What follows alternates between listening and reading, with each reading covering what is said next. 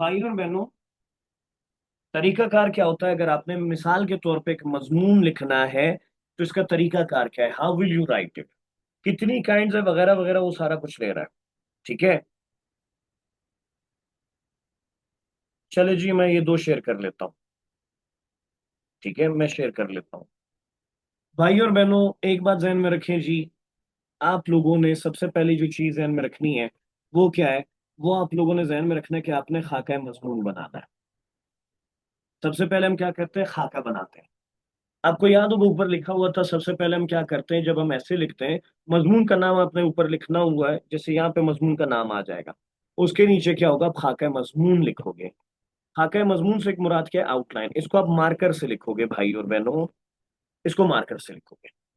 ठीक है, तो आपने सबसे पहले क्या करना है? खाका मजमून बनाना है।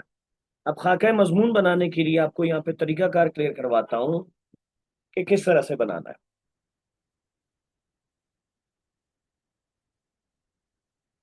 जी जी, फॉलो करें फार्मूले।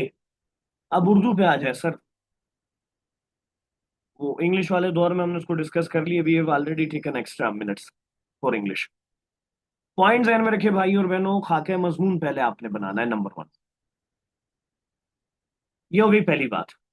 अब जहन में रखे, मिसाल के तौर पे जरा नम हो तो ये मट्टी बड़ी जरखेज है।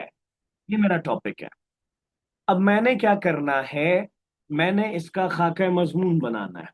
अब मैं खाका मजमून बना रहा हूं तो मैंने बीच में हेडिंग देनी इस तरह से। मैं हैंड रिटन एक आपको खाका मजमून भिजवा देता हूं, आपने उसको चेकआउट करना है ताकि आपको आइडिया हो जाए। यहाँ पे आइडिया थोड़ा सा कम होगा, हैंड रिटन पे ज्यादा बेटर होगा। ठीक है, तो भाई और बहनों, खाका मजमून आप लोगों ने बनाना है। सबसे पहला क्या हो गया? तारुफ। अब जहन में रखिए जी, पहली चीज जो आपने जहन में रखनी है, ये जो यहाँ पे नंबर्स आए हुए हैं, नंबर्स ये वाले ऐड नहीं करने हैं। आपने क्या करना है? 5 आउटलाइंस बनानी है। खाका मजमून से क्या मुराद है? आउटलाइंस। जी, इसमें हवाला है बच्चे, मैं एक दफा क्लियर करा दूं, आपको आइडिया हो जाएगा। इसको सेंटर में लिखना बेटर है। मैंने इसीलिए कहा कि मैं क्या कर रहा हूँ, बाकायदा तौर पे आप लोगों के लिए एक हैंड रिटन भिजवा देता हूँ ताकि आपको क्लियर हो। मैं अभी क्लियर करा रहा हूँ बच्चे, पहले स्टार्ट ले लें। अल्लाह का वास्ता स्टार्ट ले लें, फिर आगे आपको आपको क्लियर हो जाएगा। अब देखो, मैंने जो यहाँ पे नंबर दिए, मैं आपसे कह रहा हूँ नंबर का भी ध्यान देना है। तो सबसे पहले आपने क्या करना है? खाका मजमून बनाना है। अब आप जब खाका मजमून बना रहे हो तो आपने कितने ऐड करना है? 5। जहन में रखना, उर्दू के हिस्से में हेडिंग भी दी जा सकती है। या तो आप हेडिंग दोगे या तो खाका मजमून, लेकिन बेहतर क्या है? आपको खाका मजमून देना चाहिए। तो खाका मजमून बनाने का तरीका कार क्या है? ये जो आपको दिख रहा है नंबर, सबसे पहले तो 5 होने चाहिए। तो आपने जहन में रखना है जी, नंबरिंग ऐसे करनी, 1, 2, 3, 4 एंड 5। ठीक है, नंबरिंग यू करनी है। अगर आप नंबरिंग यू नहीं कर रहे तो आपको करना चाहिए अलिफ, बे, जीम, दाल, रे। आपको इस तरह से नंबरिंग करनी चाहिए। वो जो वहां पे लिखा हुआ है वो इंग्लिश वाला है, उसको अवॉइड करें। क्योंकि मैं इंग्लिश के एप्लीकेशन में उर्दू टाइप कर रहा हूँ तो इस तरह के मसले आपके सामने आ सकते हैं। अब भाई और बहनों, नंबरिंग का वाला आपने कैसे करना है? ठीक है, पहले तरीकाकार देखिए, बाकायदा तौर पे इसको एक एक करके अलग अलग डिस्कस करते हैं। फिर कम अज कम आउटलाइन हमारे आज क्लियर होने चाहिए कि हमने आउटलाइन कैसे बना दे। तो नंबरिंग का वाला आपको क्लियर हो चुका होगा कि आपने कैसे देना है। ठीक है, अब जहन में रखें जी, आउटलाइन को कोशिश करनी है कि पेज के मिड में आए। और ये भी जहन में रखनी है कि हाशिया से इस साइड नंबरिंग करनी है, हाशिया से पीछे नहीं करनी। जैसे आप बाकी कोई चीज अटेम्प्ट करते हो, मैं पेज यहाँ पे बना देता हूँ, पेज बना देता हूँ ताकि आपको क्लियर हो। आपको क्लियर कराने के लिए बाकायदा तौर पे यहाँ पे पेज बना देता हूँ। भाई और बहनों, फॉर एग्जांपल ये मेरा पेज है। इसमें मैंने क्या किया, बाकायदा तौर पे इस पोर्शन में जाके ये एक हाशिया मौजूद है, इसी तरह से ये एक हाशिया मौजूद है। अब मैं क्या कर रहा हूँ? ऐसे लिख रहा हूँ। तो ऐसे लिखने के लिए हाशिए पूरे पहले पूरे कर लेता हूँ जी। हाशिए, ये जो इम्तिहानी हाल में आपके सामने पेपर है वो हाशिया दे रहा है। ठीक है, तो पहली चीज जिसका आपने ध्यान देना है वो क्या है? आपने सबसे पहले मजमून का नाम लिखना है। सवाल लिखना है, जो भी सवाल है, सवाल नंबर 1 या 2 जो भी है, मिसाल के तौर पे। तो सवाल नंबर 1 लिखा, अब आपने क्या, मजमून का नाम लिखना है। तो भाई और बहनों, आपने क्या लिखा, मजमून का नाम लिखना है।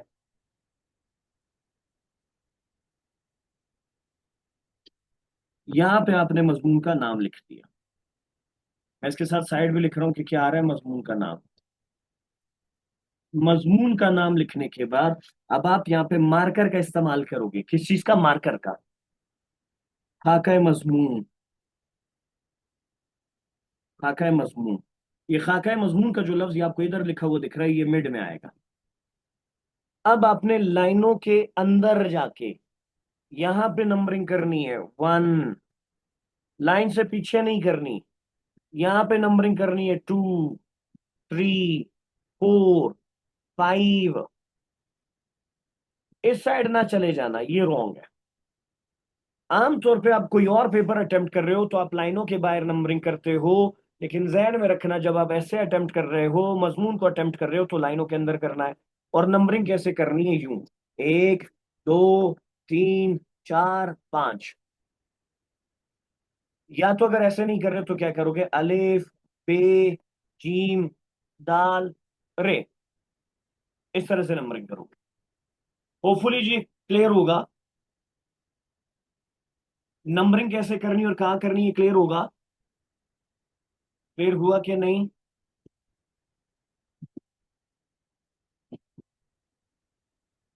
ऑलरेडी लगे होते हैं बच्चे, अगर नहीं लगे हो तो आप लगा लें।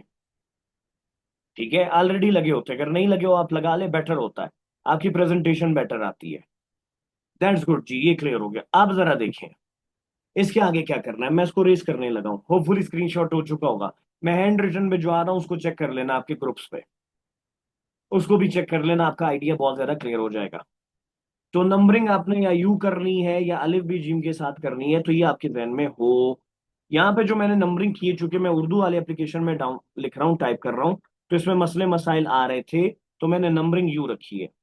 पॉइंट जहन में रखिए जी। अगर कहीं पे जाके आपको सब हेडिंग देनी हो, मिसाल के तौर पे मेन आउटलाइन लिख रहे हो, मेन आउटलाइन लिखा आपने इस तरह से 2, अब इसका सब लिखना है तो 2.1 लिखोगे ऐसे। पहले तो मैं सब हेडिंग से मना कर रहा हूँ, उसकी वजह ये कि आपके पास ऑलरेडी टाइम नहीं है। आपके पास इतना टाइम होगा पेपर में कि विद इन 35 मिनट, 35 मिनट में जाके आपने इसको हल करना है। ठीक है। खाके भी ऊपर वाले 2 लाइन सर, एक तो आपने सवाल नंबर लिखना था, दूसरे लाइन में जाके आपने टॉपिक का नाम लिखना था, जैसे जरा नम हो तो ये मट्टी बड़ी जरखेज है, वो लिखना था। अब भाई और बहनों, मेन एडिंग दे रहे हो तो सही है, बेटर है, क्योंकि आपके पास ऑलरेडी टाइम नहीं है। अगर आप सब एडिंग भी देना चाह रहे हो तो एक छोटी सी प्रॉब्लम है कि आपको बकायदा तौर पर इस पर टाइम कंज्यूमिंग होगा। अगर आप है इतनी स्पीड है तो फिर आप सब एडिंग दे दे। और क्या करें जी, ये आपने 2 दिया फॉर एग्जाम्पल, पहला तो हो गया ना तारुफ, अब दूसरा आ रहे हो 2। तो अब सेकंड सब हेडिंग के लिए, सब आउटलाइन के लिए आप क्या करो, 2.1 करोगे, 2.2 करोगे, इसी तरह से 2.3 करोगे। अगर सब हेडिंग देना चाहते हो, नहीं देना चाहते कोई जरूरत नहीं, तो पॉइंट पे चले जाओगे।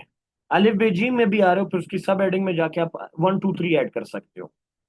ठीक है। रोमन में ऐड कर सकते हो, या तो फिर उर्दू वाले ऐड करो। इंग्लिश वाले को अवॉइड करना चाहिए।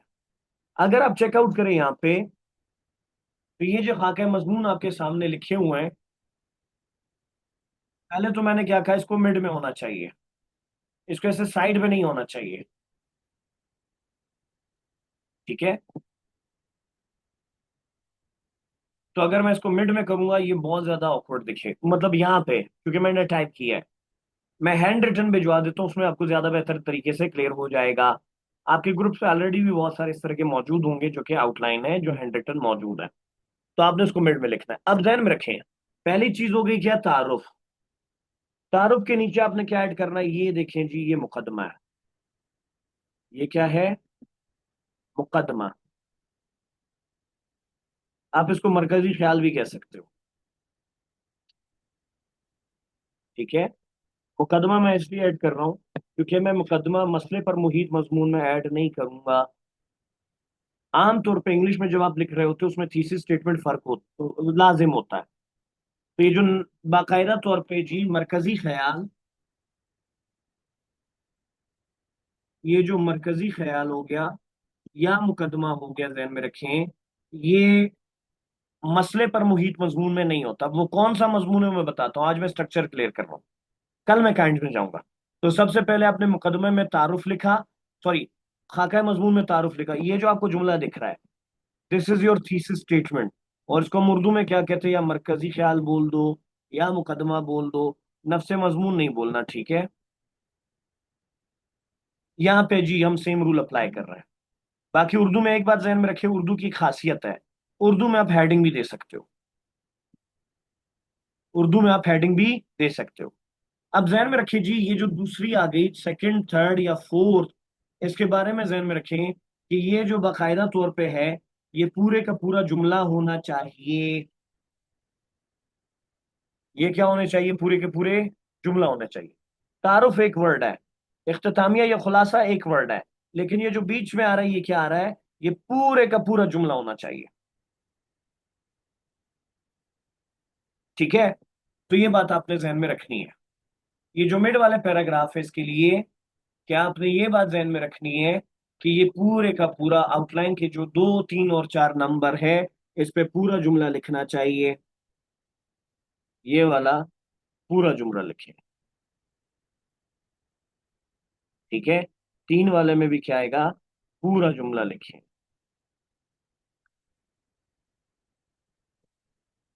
इसी तरह से जाके इस वाले में भी क्या होगा, पूरा जुमला लिखे।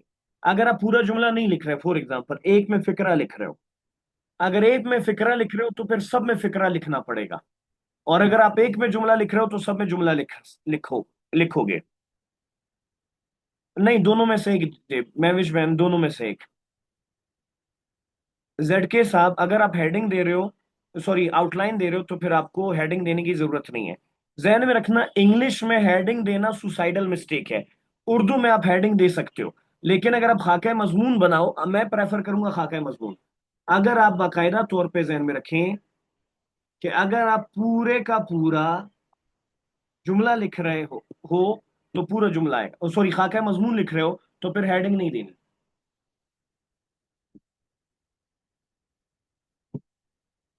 जी जी सर, 5 आउटलाइंस हैं। किसी ने सवाल पूछा है जी, जुमले और फिक्रे में क्या फर्क है। फिक्रा कहते हैं फ्रेज को, फिक्रा कहते हैं फ्रेज को, जुमला कहते हैं सेंटेंस को।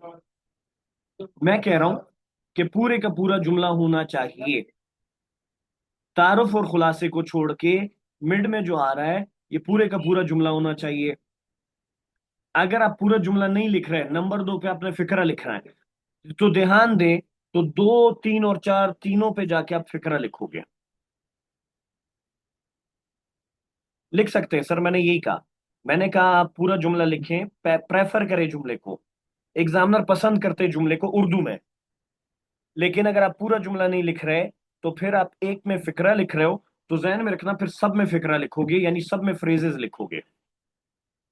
ठीक है, ये हो गया जी आउटलाइन का हवाला। आउटलाइन को मैं सेपरेटली हर एक ऐसे में अलग अलग क्लियर करूंगा, ये भी आपके जहन में हो। हर एक ऐसे में अलग अलग क्लियर करूंगा, ये भी आपके जहन में हो कि अभी जाके मैं सिर्फ एक हवाला बना रहा हूं, एक स्ट्रक्चर बना रहा हूं।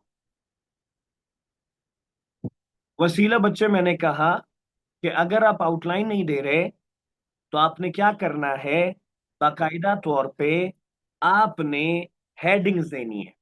लेकिन अगर आप आउटलाइंस दे रहे हो, खाका मजमून बना रहे हो, तो फिर आपने हेडिंग्स नहीं देने। मैंने ये कहा था। अब भाई और बहनों, ये आगे जी, अब आपके पैराग्राफ देखिए, आउटलाइन जहां से खत्म हो रहे हैं, मैं डायरेक्ट आ रहा हूं पैराग्राफ। पहला पैराग्राफ क्या है, पहला पैराग्राफ तारफी पैराग्राफ है, जिसको आप इंट्रोडक्शन कहते हो। कैसे लिखा जाता है ये आज नहीं बता रहा।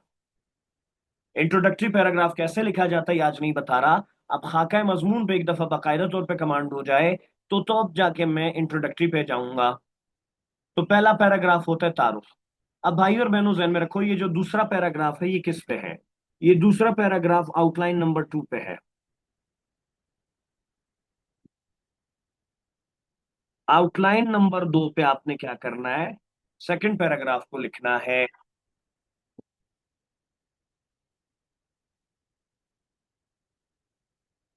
वर्दा बच्चे, मैंने कहा कि जब आप आउटलाइन लिख रहे हो, उसमें तारुफ और इख्तितामिया को छोड़ के जो दरमियान में तीन खाका मजमून की हेडिंग है, नंबर 2, नंबर 3, नंबर 4, उसको या तो आप जुमला लिखो या तो फिक्रा लिखो। आप लोग क्यों सोए हुए होते हैं उस वक्त? मैं एंड में दोबारा रिपीट करता हूँ जी, एंड में दोबारा रिपीट करता हूँ, ये पॉइंट्स एंड में दोबारा रिपीट करता हूँ तो आपके आपके जहनों में हो। तो पैराग्राफ नंबर 1 क्या हुआ? इंट्रोडक्शन हो गया। पैराग्राफ नंबर 2 क्या हो गया? आउटलाइन नंबर 2 में जो आपने लिखा होगा, अब ध्यान में रखें, हर एक मजमून के तरीकाकार में अलग होता है, तो उसमें अलग अलग होगा। इसमें क्या लिखना है अभी क्लियर नहीं होगा, ये बाकायदा तौर पे जब मैं आपको आउटलाइन डिटेल में क्लियर कराऊंगा तो क्लियर होगा। तो पैराग्राफ नंबर 2 के बारे में ध्यान में रखें। पैराग्राफ नंबर 2 में आउटलाइन नंबर 2 आएंगे। इसी तरह से जाके पैराग्राफ नंबर 3 जो होगा, वो जो आउटलाइन नंबर 3 आपने लिखी होगी, उसी पे जाके आपके पैराग्राफ नंबर 3 लिखोगे। तो आउटलाइन नंबर 3 जो है, उस पे जाके आपने क्या करना है, ये आउट पैराग्राफ नंबर 3 लिखना है। यूं समझो जो आउटलाइन है वो हेडिंग्स है, ठीक है। इसी तरह से जाके जब आप आगे जाते हो, चौथा पैराग्राफ, तो चौथा पैराग्राफ किस पे लिखते हो? ये आप लिखते हो जी आउटलाइन नंबर 4 पे लिखते हो। एंड लास्ट वन आ गया इख्तितामिया। इख्तितामिया या खुलासा से क्यों क्या मुराद है? इससे मुराद है आप क्या कर रहे हो, कंक्लूजन कर रहे हो। तो हमने कहा कि एक मजमून को 5 पैराग्राफ में लिखना है, और एक मजमून को बाकायदा तौर पे जहन में रखें, मजमून के बारे में जहन में रखें, 5 पैराग्राफ में लिखना होता है। तो हमने तरीकाकार के बारे में बोला कि सबसे पहले आपने क्या करना है, सबसे पहले आपने आउटलाइन बनाने हैं। अब आउटलाइन को हमारे यहाँ उर्दू में क्या कहते हैं? खाका मजमून। आपने खाका मजमून बनाना है। तो भाई और बहनों, पहली चीज जो हमने यहाँ पे डिस्कस की वो क्या थी? आपने करना क्या है तरीकाकार में, क्या आपने पहले खाका मजमून बनाना है। अब खाका मजमून बनाने के बाद डायरेक्ट जाके आप ऐसे जब लिखोगे, तो ऐसे को आपने कितने पैराग्राफ में लिखना है? 5 पैराग्राफ में। खाका मजमून में भी जाके जो आप आउटलाइन दोगे वो कितने दोगे? 5 दोगे। पहला वाला जो आउटलाइन होगा वो क्या होगा? तारुफ होगा। आखिरी वाला जो होगा वो क्या होगा? इख्तितामिया होगा। मिड में जाके जो बॉडी पैराग्राफ के लिए आप आउटलाइन दोगे, तो उसके लिए एक बात ध्यान में रखें कि आपको चाहिए कि आप पूरा जुमला लिखें। अगर पूरा जुमला तीनों में नहीं लिख रहे, second paragraph, second outline, third outline और फोर्थ आउटलाइन में आपका आउटलाइन जो होगी वो पूरा जुमला होगा।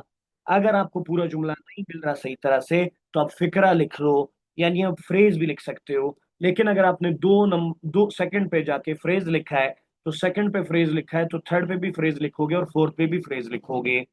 तो ये कॉम्बिनेशन ध्यान में रखें।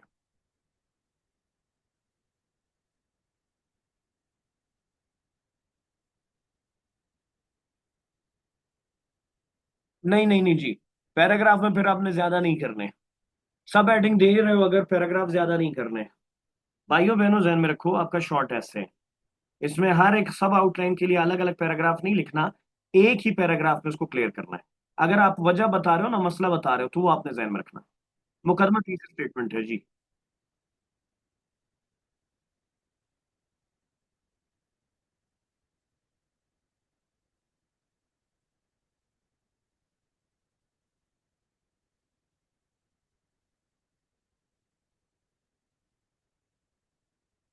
ठीक है, एक दफा रिवीजन कर लूं जवानों, तुम लोग बिल्कुल बहुत ज्यादा इस वक्त जज्बाती हो। मैं आपके सामने यहाँ पे अटेम्प्ट कर लेता हूँ, मैं आपके सामने यहाँ पे अटेम्प्ट कर लेता हूँ ताकि आपके जहन में बैठ जाए।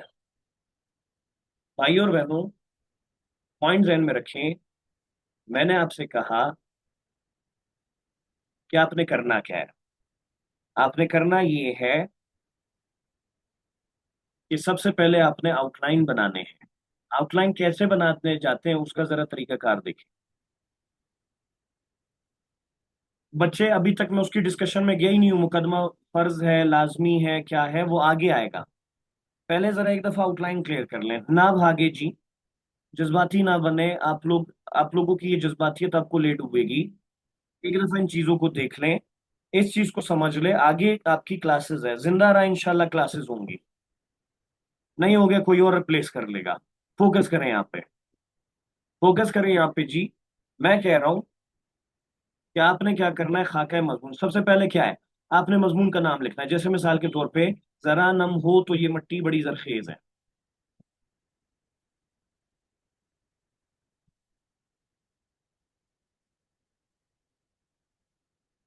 ये आ चुका है एसएसटी में भी।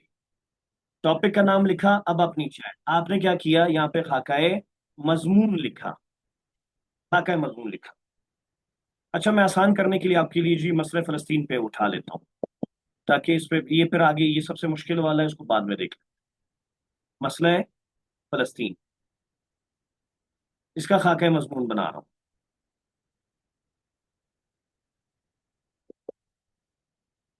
फॉर एग्जाम्पल मैं लिख रहा हूँ, मैं अब आपको सिर्फ खाका मजमून का तरीकाकार बता रहा हूँ। ये देखिए दोनों कहाँ पे, मिड में है, मिड में है।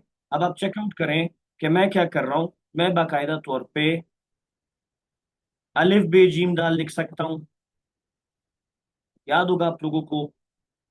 अब ये मिड में आ नहीं रहा, क्योंकि मैं जिस एप्लीकेशन में टाइप कर रहा हूँ उसके साथ इशू ये है, ये इंग्लिश का एप्लीकेशन है और उसमें उर्दू टाइप कर रहा हूँ। तो भाई और बहनों, इसके जी एडजस्टमेंट वगैरह में मुझे प्रॉब्लम होगी, मैं हैंड रिटन यहाँ पे आपके लिए ड्रॉ कर लेता हूँ। ठीक है, ये हो गया। अब आपने जहन में रखना है जी, सबसे पहली चीज कि आपने क्या करना है, ये मिड में आए, मिड में आके चेकआउट करे जी, ये हो गया नंबर वन। नंबर वन आया क्या, तारुफ। मुकदमा की जगह ये होती है। अब मसले फलस्तीन में मुकदमा देने की जरूरत नहीं है, लेकिन जहन में रखे ऐसे कि मैंने आपको तीन काइंस करवाने हैं, बाकी में आपको मुकदमा देना लाजिम होगा। यहाँ पे लाजिम नहीं है, मसले पर मुहीत में मैं इसका भी तरीकाकार बता दूंगा। इसमें अगर मुकदमा देना चाहते हो तो कैसे दोगे, उसकी भी टेंशन ना लें। अब आप देखें यहाँ पे आ गया जी दो पॉइंट, जहन में रखें। यहाँ पे मिसाल के तौर पे मसला फलस्तीन के ऊपर मैं लिख रहा हूँ, तो मैं आपके लिए बाकायदा फ्रेजल फॉर्म में लिख लेता हूँ। फलस्तीन की मौजूदा सूरत हाल,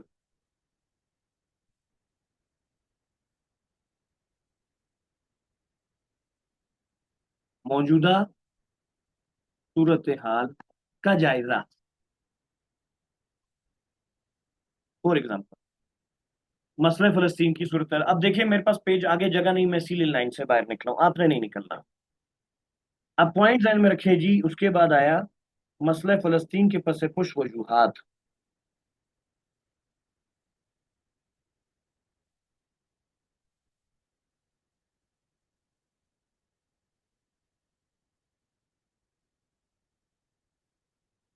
वजूहात का हवाला। नंबर चार पे आया इस मसले का हल। नंबर पांच पे क्या आ रहा है, इख्तितामिया। इख्तितामिया जरा गलत जगह पे आ गया, थोड़ा सा इसको नीचे कर दे।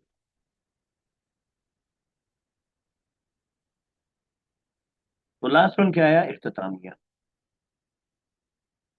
पॉइंट ध्यान में रखें, मैंने आपसे क्या कहा, मैंने कहा कि जी इसको जो पेज के बीच में पहले लिखे, ये पेज के बीच में होना चाहिए। फिर दूसरी बात जो आपने जहन में रखनी खाके मजमून के हवाले से, कि खाका मजमून का लफ्ज मार्कर से लिखें, मसले फलस्तीन मार्कर से लिखें। ये जो नंबरिंग दे रहे हो, ये नंबरिंग दे रहे हो, ये किससे लिखोगे, मार्कर से करोगे। मार्कर ब्लैक या ब्लू दोनों चलेंगे, ठीक है। मार्कर ब्लैक या ब्लू दोनों चलेंगे। तो हवाला जहन में रखिए जी, कि आप लोगों ने ये बात जहन में रखनी है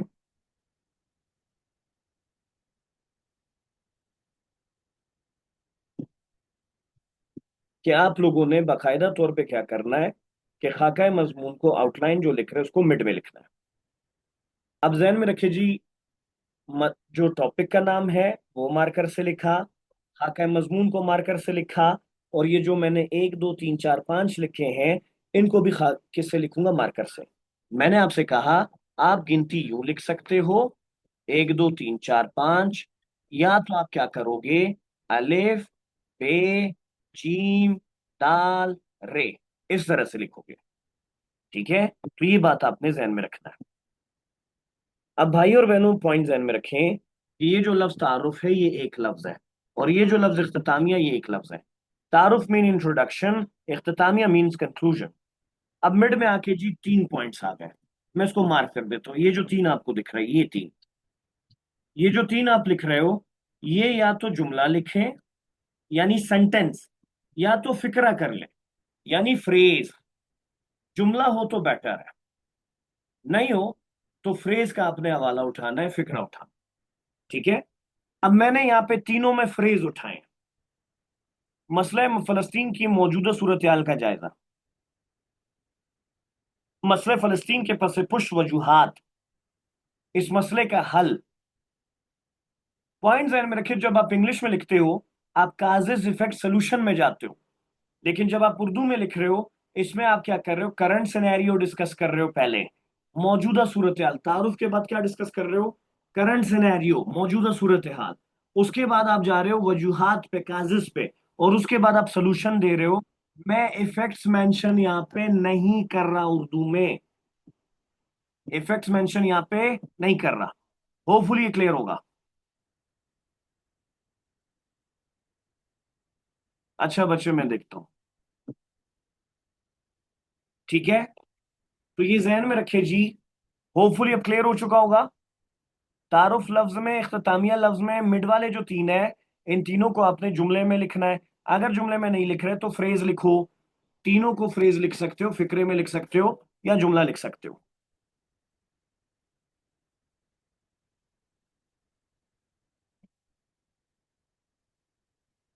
ओवरव्यू में आप जस्ट पुट अ ग्लैंस करते हो इमरान साहब।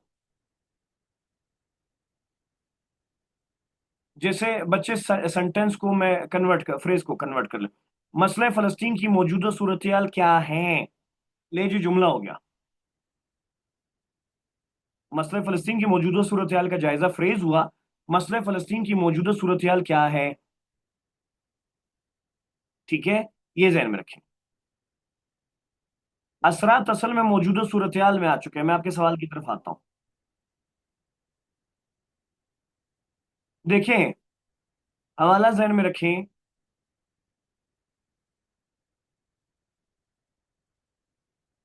मैं असरात क्यों नहीं लिख रहे हैं मैं क्लियर कराता हूं। ठीक है, जो जो सवाल आ रहे हैं इंपॉर्टेंस सर, अहमियत को बताते, ओवरव्यू आप एक सरसरी जायजा लेते हो। फरहाद साहब, मैंने फ्रेज को सेंटेंस में कन्वर्ट कर दिया है। मिसाल के तौर पे मसले फलस्तीन की मौजूदा सूरत हाल, तो मैंने कहा मसले फलस्तीन की मौजूदा सूरत हाल क्या है।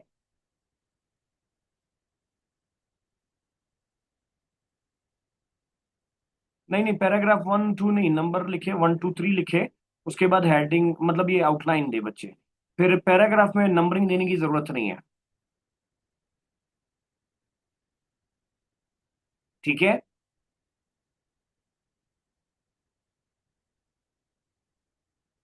नहीं, हेडिंग की जरूरत नहीं है सर। अगर आपने आउटलाइन में फिक्रा दिया हो या कुछ भी जो, उसमें हेडिंग की जरूरत नहीं है। हाँ, अगर सब हेडिंग्स दे रहे हो, सब हेडिंग दे रहे हो, फिर आपको हेडिंग बनाना होगा। मैं अभी तक उसमें नहीं गया हूँ। मैं सब हेडिंग वाला भी बताता हूँ। अभी मैं सिर्फ ये बता रहा हूँ कि आप इसको कैसे लेके जा सकते हो। ठीक है, वो भी आ रहा है। भाई और बहनों, यहां तक तो बात हो गई क्लियर। अब आती है बात,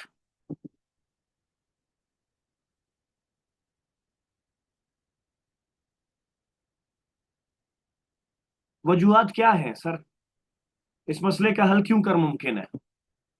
ठीक है,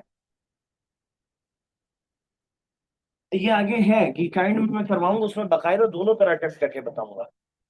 फिक्रे में और सेंटेंस में दोनों में अटेम्प्ट करके बताऊंगा। और साथ में अगर आपने सब एडिंग देनी है तो कैसे देनी है वो भी अटेम्प्ट करके बताऊंगा, ताकि आपको ये सारा क्लियर हो। अब भाई और बहनों, एक सवाल आया कि जी हम यहाँ पे असरात क्यों नहीं बता रहे, या हवाला क्या है। अच्छा, असल में मैं असरात ही बता रहा हूँ। असरात का लफ्ज मैंने चेंज कर दिया मौजूदा सूरत हाल में। यानी मैं असरात पहले बता रहा हूँ, वजूहात बाद में बता रहा हूँ। करंट सिनेरियो जो है, ये असरात जो भी फेस हो रहे हैं वही है। सिर्फ फर्क क्या है, आपने, ठीक है, क्या करना है, बाकायदा तौर पे ध्यान देना है कि मैं काजेज इफेक्ट सोल्यूशन में नहीं जा रहा, बल्कि क्या कर रहा हूं, current scenario causes and solution में जा रहा हूं। क्यों? क्योंकि मैं ऑलरेडी इफेक्ट्स को यहाँ पे समझे डिस्कस कर रहा हूँ मौजूदा सूरत हाल। अब सवाल ये पैदा होता है कि मैं वजूहात को शुरू में क्यों नहीं लिख रहा, असरात को क्यों शुरू में लिख रहा हूँ, या करंट सिनेरियो को क्यों लिख रहा हूँ। अब मुकदमा का मैंने जगह बता दिया सर, मुकदमा का मैंने जगह बता दिया, मुकदमा इधर आना चाहिए, तारुफ के नीचे मुकदमा आना चाहिए, वो मैंने बता दिया है। ठीक है। अब भाई और बहनों जहन में रखो कि ये जो आप लिख रहे हो ना, फलस्तीन की मौजूदा सूरत हाल का जायजा, ये इससे ऊपर और तारुफ के बीच में मुकदमा आना चाहिए। अब इसमें मसले फलस्तीन वाला, मसले पर मुहीत वाले में जाके हम मुकदमा नहीं भी ऐड करते चलता है, इंग्लिश में आपने लाजमी ऐड करना है, लेकिन मुदलिल मजमून में और जरबुल मिसल मजमून में जाके मुकदमा लाजमी पुट करना है। अब चूंकि मैंने वो पढ़ाया नहीं है या मुकदमा मैंने क्लियर करवाया नहीं है, तो मैं उसमें नहीं जा रहा, मैं आज सिर्फ खाका मजमून में जा रहा हूं। नंबरिंग कैसे करनी क्लियर हो गया।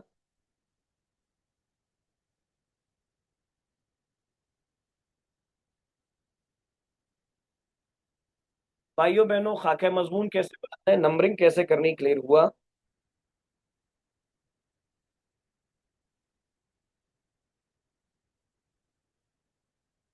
आउटलाइन सर, थीसिस स्टेटमेंट कहते हैं, थीसिस स्टेटमेंट।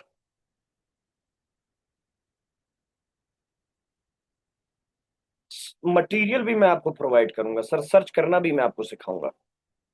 अभी तसल्ली रखे, मैंने आपको करंट अफेयर्स के कुछ टॉपिक्स भी बताने। अभी ये बताएं, आया आप लोगों को इसका स्ट्रक्चर कैसे बनाना है वो क्लियर हुआ कि नहीं। ठीक है। मैंने मौसमियाती तगयुरात से मुतल्लिक कुछ मटेरियल फॉरवर्ड किया था आपके ग्रुप्स पे, होपफुली आप लोगों ने वो डाउनलोड कर लिया होगा। अब इतने एक बंदा ऑनलाइन क्लास का यहाँ पे आया तो उसने कहा जी वीडियो नहीं मौजूद, हालांकि मैंने आपको वन वर्ड सब्स्टिट्यूट की वीडियो भिजवाई थी। उन चीजों को चेकआउट किया करें, उस पर बड़ी मेहनत होती है जी, उसको चेकआउट करके डाउनलोड करके गो थ्रू करें। मैं इसको रेस करने लगा हूं।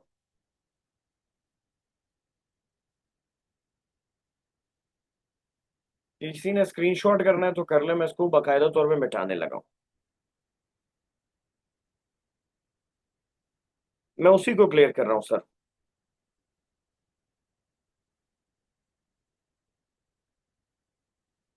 इंट्रोडक्टरी भाई अभी तक हम पैराग्राफ में नहीं आए, हम जस्ट खाका मजमून में। खाका मजमून clear, outline making of outline clear है कि नहीं है। ठीक है। अभी तक मैं आउटलाइन के ऊपर आया, वो उसके ऊपर आया ही नहीं हूँ। ठीक है, वो बाद में आएगा। जी बच्चे, मैं रिटर्न खत सेंड करता हूँ। रिकॉर्डिंग का मैं अली साहब को दोबारा कह देता हूँ। अब जरा यहाँ पे देखिए जी, एक सवाल आया है। सवाल क्या आया है।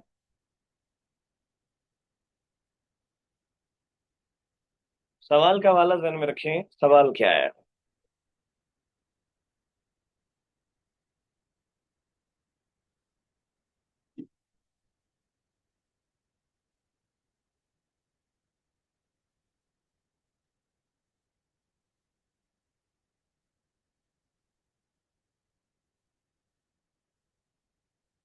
सवाल ये आया कि जब मैं इसको लिख रहा हूँ, मसले फलस्तीन को लिख रहा हूँ, तो पहला तो हो गया तारुफ, दूसरा हो गया क्या, मौजूदा सूरत हाल, तीसरा हो गया क्या, ये आगे आना है वैसे आपके सवाल का जवाब, बट चलो बता देता हूँ, वजूहात। चौथा आएगा क्या, हल। पांचवा आएगा क्या, इख्तितामिया। ये मैं पहले क्यों लिख रहा हूँ वजूहात से, ये मैं जरा क्लियर कर रहा था। अच्छा भाई और बहनों, इस पे जाने से पहले जरा एक बात याद रखें, ये कल जो सिचुएशन हो गई थी, हालात हो गए थे, आपके सामने कभी भी इस तरह के हालात आ जाए तो आप लोगों ने वहां पे नहीं रुकना होता। ये ध्यान दे जी, आपने वहां से निकलना होता है, ये अपने आपके जहन में होना चाहिए। ठीक है। कल जिस तरह से हालात बन गए थे फैज मोहम्मद रोड पे, अगर ऐसे कभी हालात हुए तो आप लोगों को वहां पे नहीं रुकना चाहिए, वहां से निकल जाना चाहिए। ठीक है। ये बात क्लियर हुई।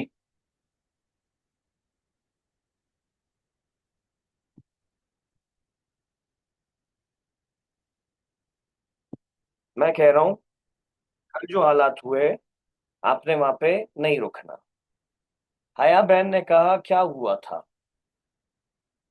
ठीक है। हया बहन का सवाल है क्या हुआ था। कुछ भी नहीं हुआ था। अब अगर मैं डायरेक्ट ये बताऊंगा ना कि जब तक मैं मसले की नौयत नहीं बताऊंगा तो क्या मैं उसकी वजूहात बता पाऊंगा।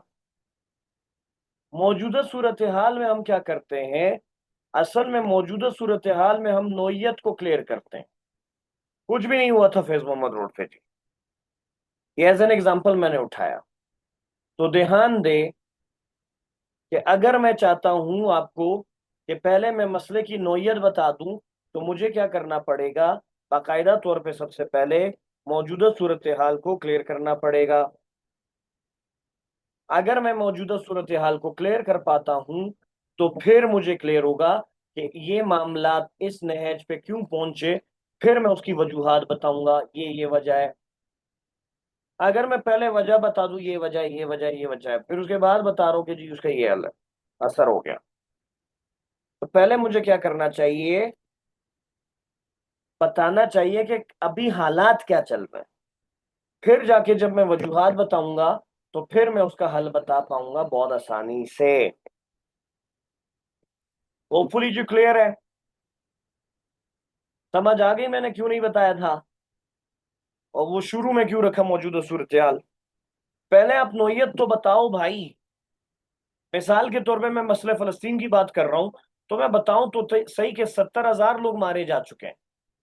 मैं बताऊं तो सही कि 1 घंटे में 6 बच्चे शहीद हो रहे हैं फलस्तीन में।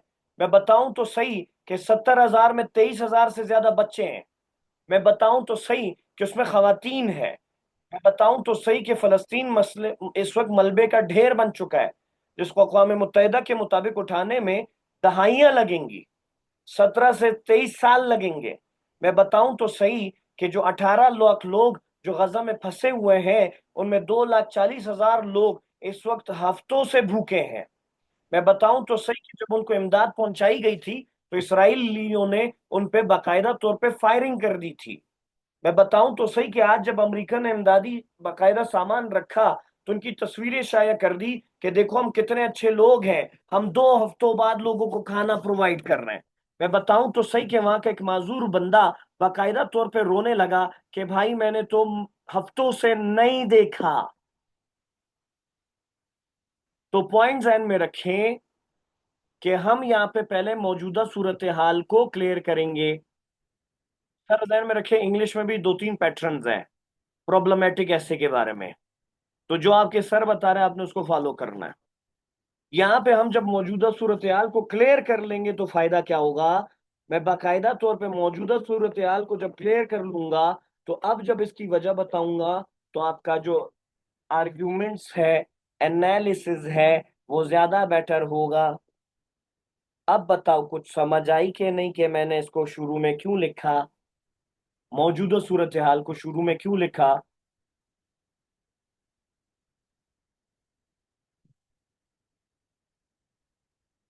That's good.